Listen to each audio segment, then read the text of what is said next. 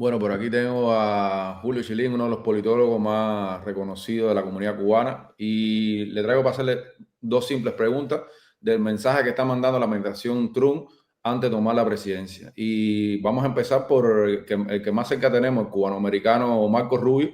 ¿Cuál tú crees que es el mensaje y cuál tú crees que va a ser la línea de Marco Rubio? Sí. Mira, Marco Rubio en todo momento ha sido consistente en la posición. Y primero, es un placer estar contigo No, todo un honor. en tu programa y te felicito en el aire por esa gorra que tiene. Yo tengo una parecida por allá por el otro lado, en el cuarto.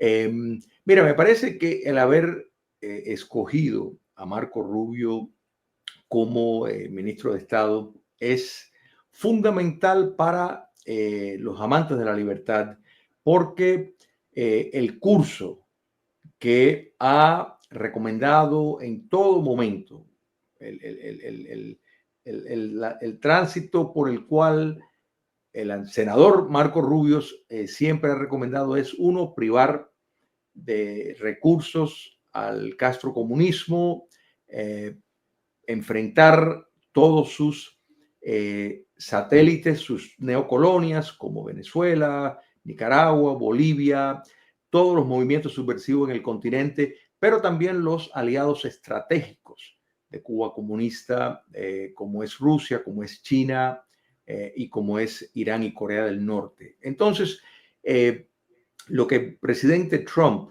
ha hecho al poner a alguien de la talla de Marco Rubio es una persona que tiene una visión clara y contundente. Y hay que añadir una cosa que el senador Marco Rubios fue una de las personas que desde el primer momento ha sido uno de los mecanismos de información sobre Cuba al presidente Trump en el 2016. O sea que eso es una cosa muy importante. Pero la gran diferencia de Donald Trump 2024 o 2025, cuando tome posesión, versus su primer gobierno en el 2017, es que tiene la experiencia a su lado de cómo es que hay que entrar. Y me atrevo a hacer este paralelismo, Albert, que yo creo que es muy fundamental.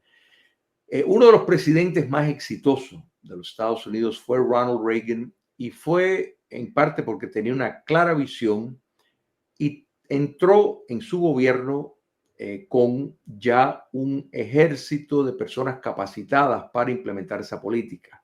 O sea, no hubo pérdida de tiempo en nada de eso. Uno de los fallos del presidente Donald Trump en el 2017 fue que tal vez le dio demasiado confianza, apostó mucho a la benevolencia de ciertas personas que lo terminaron traicionándolos. Y yo creo que estos 4 años de persecución, 4 años de censura, de traiciones y de traición al país que hemos estado viendo, me refiero a los Estados Unidos, pues lo ha equipado para precisamente tener y apuntar hacia una presidencia mucho más exitosa. Y un papel como el ministro de Estado es esencial para la arquitectura de tu política exterior. Entonces se está poniendo a alguien que tiene un entendimiento claro acerca de la naturaleza de estos regímenes dictatoriales. Y esto es muy importante, porque una cosa es decir, bueno, todos estamos a favor de la democracia, nadie va a expresarse a favor de una dictadura. Sin embargo, ¿qué receta tiene para producir un cambio de régimen? Y ahí vuelvo a la analogía histórica. Ronald Reagan rompió con la doctrina Truman, que había estado en vigencia desde la Segunda Guerra Mundial hasta que él llegó al poder, que era una política de contener, es decir, de aguantar la expansión del comunismo. La doctrina Reagan, se le ha llamado, era una política de revertir el comunismo.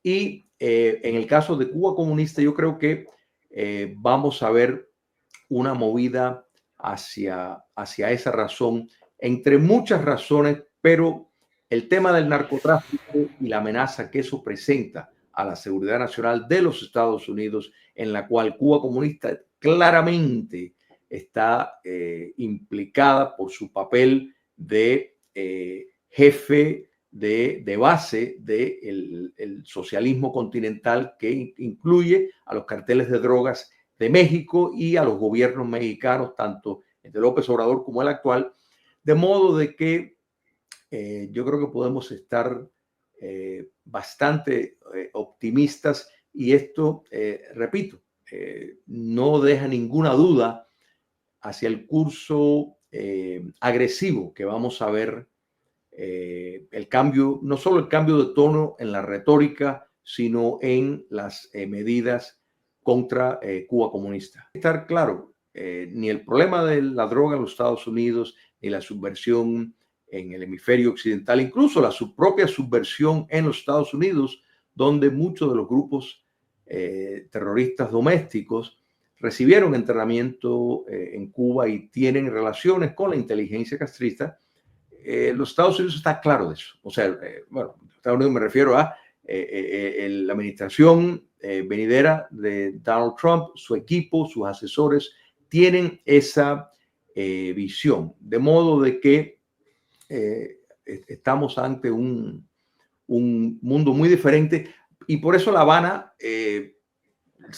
o sea, esto es lo peor que le pueda haber ocurrido, porque incluso la utilización de los éxodos como herramientas de guerra se le ha frustrado, se le ha cerrado ese modo que lo han usado repetidas veces a través de la historia, porque no solo estamos hablando de un gobierno que tiene una posición contra la entrada ilegal de personas a los Estados Unidos, sino un mandato popular grande que está pidiendo que se respete el Estado de Derecho. Y si bien la razón por la cual los cubanos cruzan la frontera siempre tiene un factor subyacente político, ese principio queda en contradicción cuando inmediatamente quieren regresar a la isla.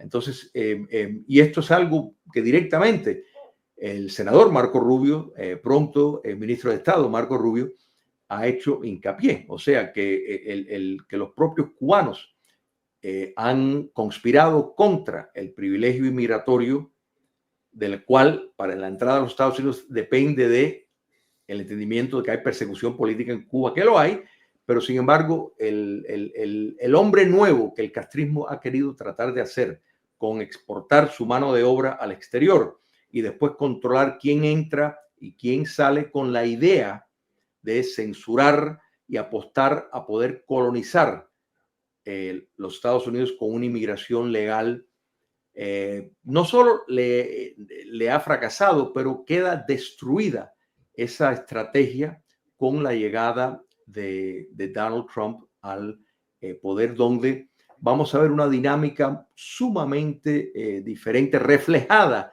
en cambios de la política de Estado de los Estados Unidos. Aparte de eso, ¿qué otras medidas tú le darías consejo a la administración Trump? Háblese de Trump, Marco Rubio, o todo. ¿Qué medidas concretas para el hemisferio? Hablamos de Venezuela, Cuba, Nicaragua, específicamente, ¿qué deberían hacer? Por lo menos 3 medidas específicas para acorralar a esos reinos.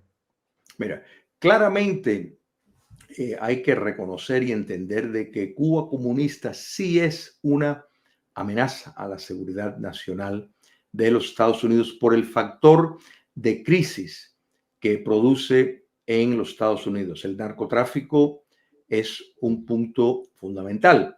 O sea, el hecho, por ejemplo, de que carteles bajo el sello de Nicolás Maduro sean el que den el rostro, no podemos hablar de nada que hace la neocolonia venezolana sin entender de que esto viene con instrucciones claras de La Habana. De modo de que la relación del gobierno mexicano, tanto de López Obrador como de la actual presidenta, y la tolerancia que tienen hacia el narcotráfico, el papel que juega Bolivia, otra neocolonia castrista, en el narcotráfico, el papel que ha jugado Petro, que fue probablemente el guerrillero que más caso le hizo a la política de Cuba comunista de que se insertara a las normas del Foro de Sao Paulo para que llegara al poder de manera democrática, porque ya la caída del comunismo soviético cambió eso. Petro fue el primero en que entregó las armas y se puso en la política y tomó el curso, igual que lo hizo Hugo Chávez, igual que lo hicieron los otros, para llegar al poder por esa vía. Entonces, ahora está, naturalmente esa vía no te da garantías de que vas a poder lograr tus fines, depende de muchos otros variables, pero el entender de que Cuba comunista es la base de la subversión socialista en el continente y que tiene un impacto en el terrorismo doméstico en los Estados Unidos, que si comparten inteligencia, es uno de los mayores actores de espionaje, pues claramente la cercanía es para que los Estados Unidos primero ya tome medidas de remover, de producir, ayudar a producir un cambio de régimen. Hay muchas maneras de hacerlo, ampliar la privación de recursos. O sea, países que activamente le están facilitando crédito y acceso al régimen castrista, si quieren tener acceso y privilegios económicos en sus relaciones con los Estados Unidos, pues tienen que escoger entre uno u otro. Yo creo que no hay país que no le va a hacer una decisión fácil de escoger el mercado estadounidense versus el régimen castrocomunista. Segundo, Cuba comunista es un activo aliado, probablemente el mejor socio que tiene Rusia. Entonces, los Estados Unidos se ha gastado miles de millones de dólares en armamento a Ucrania, cosa que yo respaldo, ¿no es verdad? Pero no es posible que se defienda la democracia en Ucrania y que se entienda que Rusia es un enemigo, que se esté armando a un país, Ucrania, para defenderse de la agresión rusa, cuando soldados castrocomunistas están facilitando y colaborando con Putin, igual que los norcoreanos. Quiere decir que hay que entender que un aliado de tu enemigo es tu enemigo y hay que tomar medidas, sobre todo si está en tu patio, para precisamente poner fin a ese régimen. La locación de Cuba comunista la convierte en probablemente la base de espionaje más fructífera en el sur de los Estados Unidos. Quiere decir, desde Cuba comunista, toda la parte sur de los Estados Unidos está completamente monitoreada desde Cuba, con la inteligencia china, en colaboración con la inteligencia china, en colaboración con la inteligencia rusa, con operativos de Corea del Norte en la parte manual, por medio de organizaciones de pantalla de Irán, tienen minado América Latina. Entonces, te he descrito una situación que desde territorio cubano se conspira activamente contra la estabilidad de los Estados Unidos. Eso es más que suficiente razón para buscar vías de liberación. Cuando le añades que el pueblo de Cuba claramente ha expresado en la mayor posibilidad a su alcance de que quiere un cambio de régimen como fue el 11 de julio, yo creo que vamos a ver un activismo, igual que lo vimos en el gobierno de Ronald Reagan, en ese caso en Europa. Bueno, vamos a ver ese tipo de activismo porque uno de los socios íntimos de Cuba comunista, el gobierno mexicano, es un gran responsable del problema de la droga, del problema de la inmigración ilegal. Entonces, ya no es un problema distante o ajeno, sino presente. De modo de que yo creo que vamos a ver un reconocimiento en la privación de recursos, en la cerrar por completo la herramienta de la inmigración que la dictadura cubana ha utilizado siempre, y un activismo mayor para buscar posibilidades de facilitar un cambio de régimen, que son muchos las avenidas que los Estados Unidos tendría. Mira, te iba a hacer esa última pregunta, pero ahora mencionaste el tema Ucrania. Hay una cosa que como no me cuaja. Fue cuando en las votaciones de las Naciones Unidas por el tema del embargo, Ucrania se abstuvo. Cuando Ucrania ha tenido todo el apoyo de la comunidad cubana, siempre, y también Estados Unidos es el que más dinero le aporta a esa guerra. ¿Cómo es posible? ¿Cómo se explica que Zelensky se abstenga? No entendí eso, o sea, no. Es una vergüenza, es una vergüenza. Yo creo que, mira, vamos a ver, Albert, una alianza con países como Argentina. Y basado en la votación precisamente que estás hablando, el presidente Milei despidió a su ministra de Relaciones Exteriores, la despidió. O sea, ¿por qué? Porque emitió un voto a favor de la dictadura cubana en las Naciones Unidas. Él no pidió que ella pidiera disculpa pública, ni aceptó ninguna excusa de que se equivocó, no le interesó eso, la despidió.